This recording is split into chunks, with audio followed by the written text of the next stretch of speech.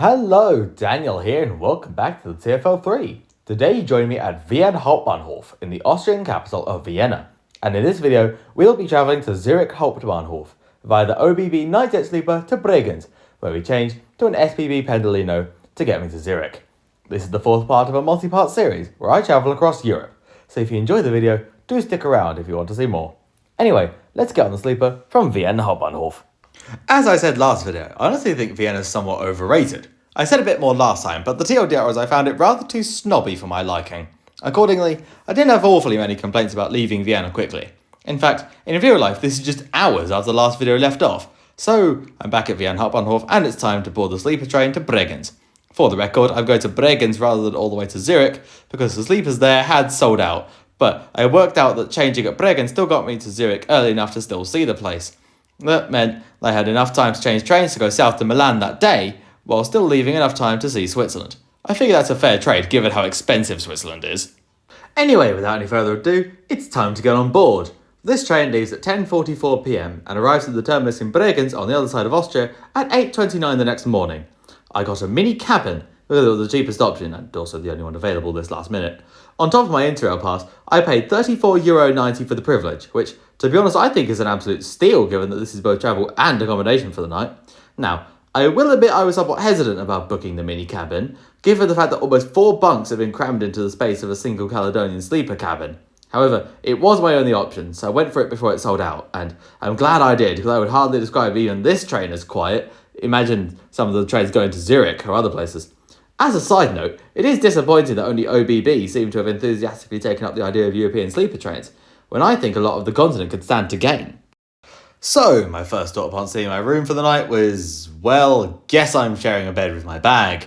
As you can see, the backpack I've taken interrailing was absolutely massive, and there was no way I could fit that into my room easily. I was also concerned about where to put my shoes, my valuables, etc. But I needn't have worried about any of that. As it turns out, the designers of this train read my mind. There is a special compartment at the base to put your shoes into, then there's a special locker for your valuables and small to medium-sized bags. Honestly, I was surprised how much you can fit in those. I put basically everything I had besides my last backpack in there. Oh, if you're wondering, these compartments, as well as your room itself, are opened with a key card which is inside your room. Now, I just had my massive backpack itself to leave somewhere. But, again, ÖBB Nightjet have you covered. There is a section in the next carriage over where you can store such backpacks and suitcases, and you can tie them down to ensure that nobody steals them, so long as the bags themselves are already padlocked. The cord itself is locked by pressing the key card from your room up to the lock, so that only you can then unlock it again simply by tapping it. Of course, I was somewhat paranoid about leaving my bag unattended in a different carriage of the train, but there are plenty of staff throughout the train to make sure nobody can get away with it. Also, if you're wondering where to find toilets, you can find them at the end of the carriage. With all that out of the way, it's time to check out my bed for the night. With all the things packed away, it actually looks fairly comfortable. Sure, it isn't a 5-star hotel, but for what it is and what I've paid, it isn't bad at all, space or comfort-wise. There's a thin blanket and a small pillow, which unfortunately you are not allowed to keep. Okay, one thing that is totally awesome is that you can change the colour of the lights to make your room have a total mood. Besides white, you can have blue, orange, red and pink. Hang on, there is someone else who I've got to ask quickly. Hey Shark, how are you liking the ÖBB Nightjet pod cabin thingy? He likes it.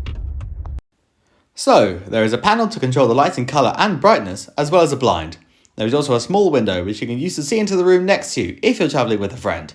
But it has to be unlocked on both sides in order to open. The cabins also have the small table which folds up to become a mirror. You can see that there is a small card holder for your room key, as well as a coat hanger. You can see there is also a plug and a small pocket by the side of my bed. So, as the train leaves, I think I reviewed just about everything in the room. So with that, it's lights out. Good night. While I sleep, the train passes through Salzburg before briefly crossing the German border. Thankfully, we pick up no delay, and when I wake up, we are passing through the Austrian Alps, which makes for a wonderful morning view. Although the weather wasn't brilliant. Also, they do give out a small complimentary breakfast, which is rather nice. One thing I should say is that, unlike the Caledonian sleeper in Britain, where you have some time to arrange your things, the Nightjet arriving at the terminus does very much mean get out now, because they have a very short turnaround time. Just 20 minutes from arrival in Bregenz, and the train is already heading off to the depot. Now it's half an hour wait here while this locomotive with the best noise ever departs.